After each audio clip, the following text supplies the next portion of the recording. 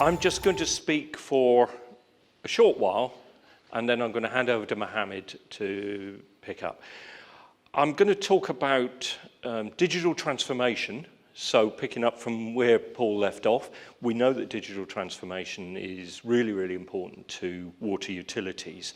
And in particular, I want to move on to some aspects of digital twin. So again, Paul's introduced that. Let's get to that.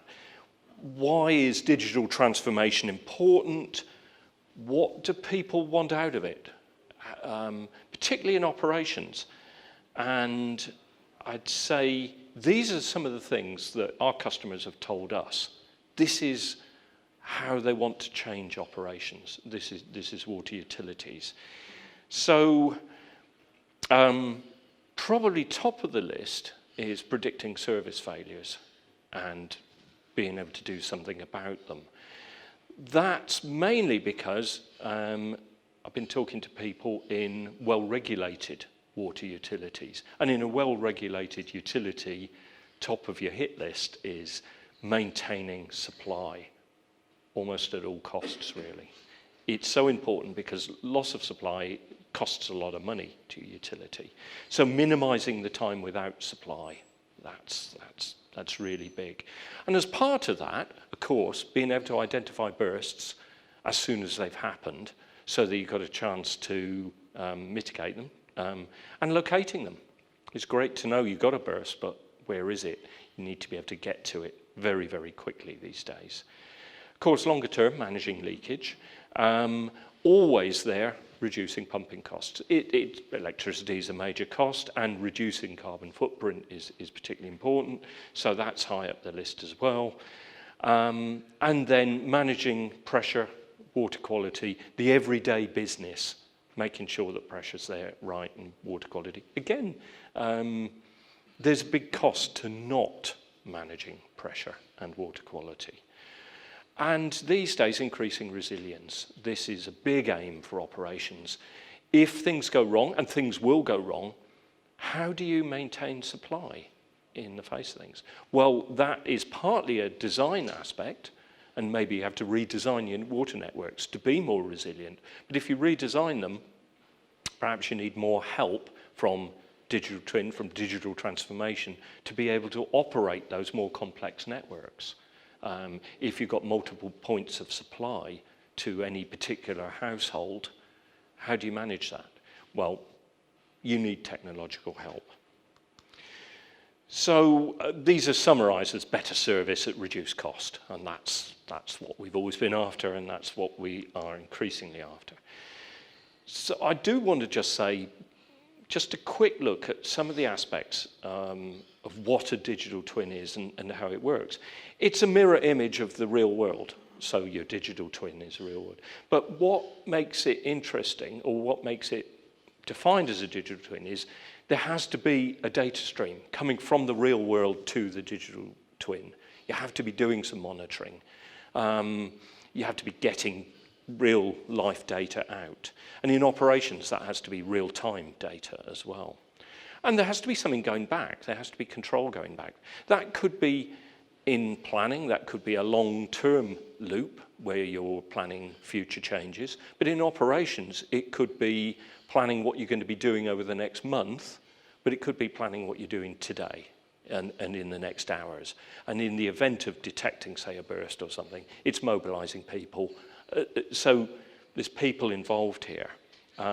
This isn't completely automated because the people are there to set the standards for what decisions are going to be made, and you need good visualization. So what goes with the digital twin is data in, control out, people operating and visualizing. And what's in the box, in the technology in the digital twin box? I'd say there's three main components of that.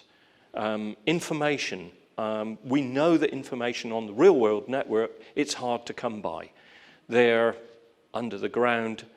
Monitoring's difficult out there on networks. And I am just talking about water networks here. I'm not talking about treatment plant, which is a whole different whole different world, I think. On networks, yeah, we know that data is increasing.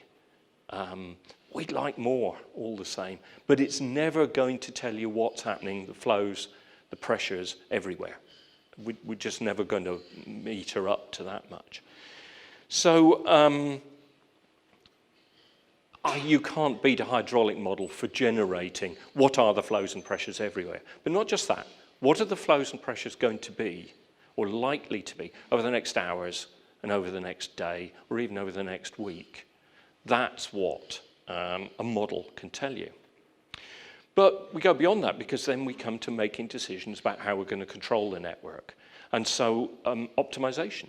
How are we going to set the pumps, and in the future perhaps set the valves as well, so that we get the best possible operation, not just for saving pumping costs, but also for ensuring supply. That is an aspect of optimization as well. And then identifying what's going on, what's gone on that network out there. People are fine, but artificial intelligence can do an awful lot more, and it can do it quicker. It can say, have we seen this situation before? And what did we do in that case?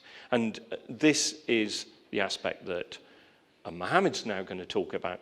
But I wanted to introduce the modeling because there'll be other talks today that directly address that modeling, some for planning, but some for operations. And there's other talks that are going to talk about optimization as well. So the digital twin is important to what we're going to hear today, and it's important to water network operations of the future. At that, Mohamad, can you come into? That's okay, David. I'm pretty loud, so. Okay, yeah. All right. I hate the. I'll take the. Yeah, it's been recorded. Oh, it's recorded. Yeah. Oh, is it recorded? Yeah. So. Uh-oh. We didn't warn you of that. It's all good. So hey guys, my name is Mohamad. I'm the Vice President of Global AI Sales here at Innovyze. I look after all global customers helping them implement AI solutions for their network, for their wastewater treatment works, their water treatment works, and so forth. And we work also in the industrial sector. I'm also one of the former co-founders of Imagine, who was the AI company competing with Innovyze, but now we're one big happy family, and we're very excited about that. So, as you know, last December we were picked up by Innovyze, and we kind of brought ourselves together to basically for this common purpose of addressing operational intelligence in the water sector. You guys all know this, we're global. We've got lots of things going on around the world, but I will be specific to the AI side of the business and how we've kind of grown internally, externally, and what type of systems and what type of plants and networks that we've worked in, and what scopes we've done, what kind of work have we done in those areas as well. So when you talk about artificial intelligence, we have to take a step back and say, where are we today? As operators or engineers, we have to make all kinds of decisions at any given time. But that decision is based on our human judgment and experience, right? Some of you have been doing this for, 15, 10, 20, 30 years. I don't want to guess because then I'm going to start guessing people's ages and I don't want to do that. But that experience takes you somewhere, right? It gets you to a place where you can say, and you can look at your system and go, oh, I've seen that before. I've done that, yep. That pump station, darn it, it's acting up again, right? You know about your system very well. But because your decisions are driven by your experience, it leaves the system vulnerable. Because as humans, we can't, as David was saying, AI has the ability to do so many different calculations, so many different scenario analyses, but when we talk about ourselves as individuals, we can't, we're not the same, right? We're very, we have limitations. We can only make so many good decisions at any given day, right? So leave the system vulnerable. You've got weather events that happen, tsunamis, fire, bursts, leaks, all kinds of stuff that are happening. The process dynamics of systems are changing. Equipment is failing. How are you going to react to all of those things at the same time? And on top of that, you have an aging workforce, right? You've got people that are on the verge of retirement or about to, take the next step in their life. And then you've got the new generation, more, I don't want to say this, but maybe more technologically sound or more enabled, that they feel like they're more digital. They work with tech all the time, our generation, right? But how do we bridge the gap? How do we bridge the gap between someone who's got a lot of experience, about to leave the industry, and someone who's just entered the industry? Where are we filling that gap? How are we enabling our operational staff to do that? And this is where artificial intelligence comes in, and this is where the Imagine AI platform comes into play. We enable, we empower operators and engineers to make the best decision about their process at any given time. And we do this in three main ways. The first way is through predictive recommendations. So what we do specifically is that we are an AI-enabled digital twin. That's what we represent, a system through digital twins. But at the same time, what we're doing, what it enables us to do is that when we predict or we forecast how a system will behave in the future and drive insights and recommendations as to what is the course of action that we need to take today in order to address that future issue. So, for example, energy, right? Pumping is a big element in the network, right? How do we control pumps over a 24, 48-hour period? When do we know to turn them on and off? And how do we maintain service reliability in the system? And how do we ensure pressure management in the system? And how do we ensure the tariff structure is incorporated in my decision to turn something on and off in order to reduce the amount of energy that I'm consuming? And that enables me to say, turn it on or turn it off. The same thing goes for the wastewater treatment works when you talk about blowers, right? The aeration control. Chemicals, right? Dosing of chemicals, not as important in the network side, but it has a huge impact on the wastewater and treatment work side of things. And production, maximizing production, for example, in the digesters to produce methane, either to sell it for revenue generation or to enable your own systems and feed it back into the system as energy to be self-sufficient. So this is about predictive recommendations.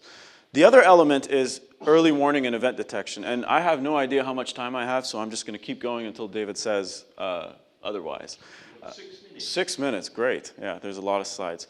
So when we think about early warning and event detection, we think about those sensor meter failures, those leakage or burst events that are happening, but we're enabling operators. So they can go into the historical data. Maybe we have data that hasn't been identified. We haven't labeled things. We haven't told or documented what's happened in that data. Operators and engineers with that experience come into play. You've got 30 years experience. You can go into that data, look at the data and say, oh, this is what happened when we were here, this is what happened last year, this is what happened this year, and you start fingerprinting it. And when you fingerprint it, you start labeling it. And when you label it, you start training the AI with your own knowledge to understand what you understood from what happened inside of the data. And what happens is the next time such an event or the probability of such an event happening in the future, it starts to know the probability of it and starts to tell you this is the course of action that you need to take. Here's what's about to happen. And this is the power of digital twins, AI-enabled digital twins. The last element is intelligent maintenance. I'll give you a very good example here. You're driving your car 10,000 miles, and then you go and you get an oil change. You drive it in for another 10,000 miles, you go and get another oil change, right? You maintain your car based on time, or based on, I guess in this case, distance. We do a lot of that based on time, right? You have you go and you maintain assets, sensors, and pumps and whatever, every 3 hours, every 10 hours, maybe once a day and whatever.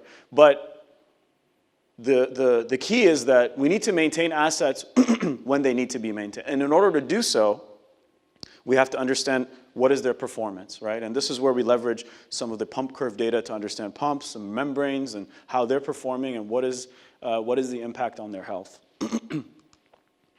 What is possible with this type of technology? So in our case, we've achieved 5 to 7 month payback periods, over 20 to 30% on OpEx reduction, primarily on these four areas, whether that's compliance, whether that's improving, minimizing downtime, saving on energy, saving on chemicals. So it's a combination of things that can impact and allow you to save those types of savings.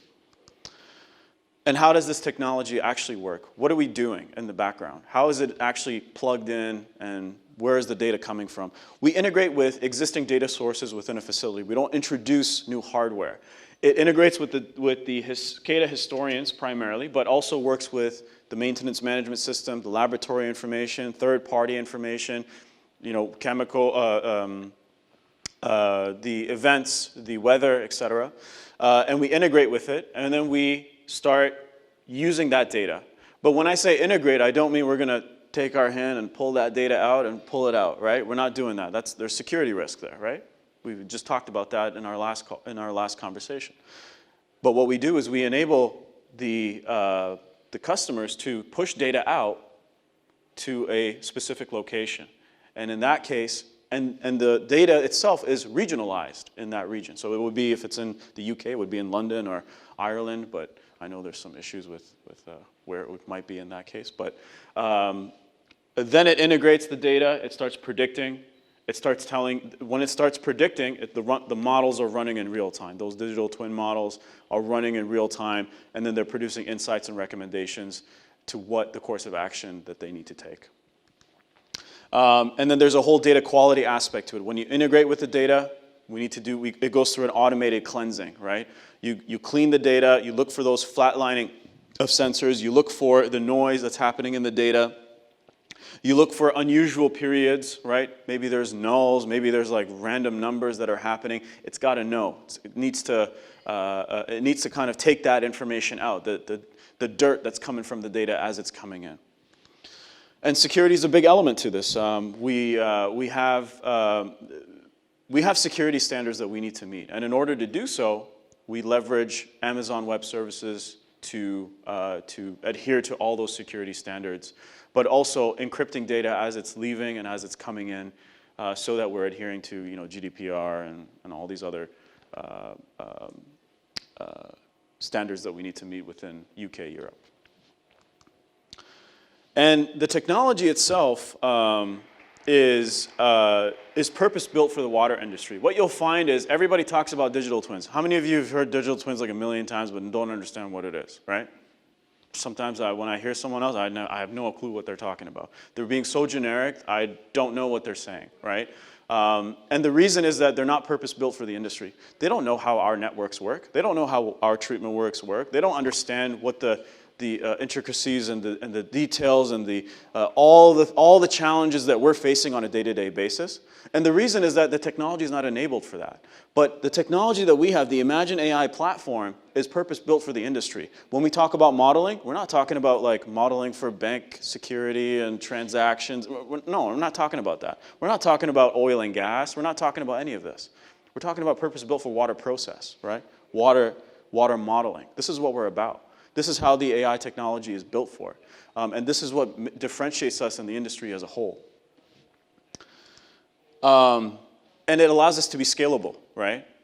You heard David say a few things about the layers, right? The AI, the model, right? And what was the last one? Optimization, correct? That allows us to be scalable, not in the network only, but also in the wastewater treatment works, the water treatment works, the sewage networks, right? It's not just one specific area that you can tackle at this point, because you've built the model so scalable such that it can be applied in many different areas with the tweaks of the inputs, right? We're dealing with different types of systems here. Oh, it's not too bad. Industrial processes, I won't get into this because it doesn't apply, but that's another element to that as well. As you know, we've done some work with United Utilities earlier this year. We've also worked with Scottish Water, South Staffordshire, different scopes. We have a framework with them for an eight-year agreement, and we're looking at specifically on energy optimization is the goal. And we've been doing. I see Ian over there. Yeah, here. I knew that when I saw the hair and the glasses, that was Ian. Yeah, looking at energy optimization specifically on systems as well as some water quality aspects to that. This is what our customer base looks like currently on the Imagine side, at least, or the Imagine product that's installed.